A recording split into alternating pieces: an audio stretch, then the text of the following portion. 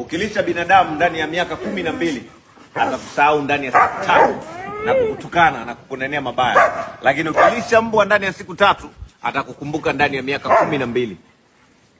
Kwa hiyo utaamua wewe ulishe mbwa au ulishe watu.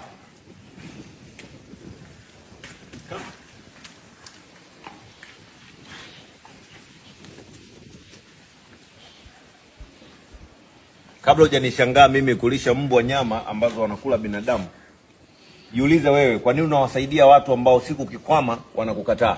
Yaani wewe ukiwa una shida hawapo pale kwa ajili yako, lakini wao wakiwa wanakuhitaji wewe muda wote unawasaidia, lakini wewe ukihitaji msaada kutoka kwao wanakupotezea. Kabla hujasahau wala kabla hujachukia kuona mimi mbwa wangu wanakula vizuri kuliko unavyokula wewe, jiulize kwa nini unajali sana kuhusiana na ndugu zako na ukoo wako, lakini wewe ukikwama hakuna mtu anayejali kuhusiana na wewe.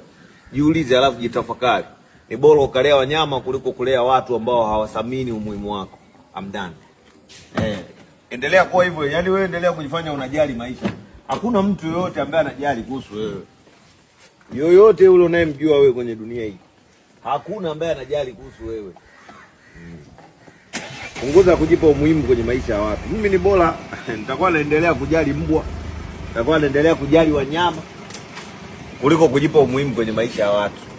Mimi hawa wataendelea kuishi maisha mazuri kuliko hata unavyofikiria, kuliko kwanza kujali watu ambao hawajali kuhusiana na mimi. Siku njema. Waonyeshe mbwa.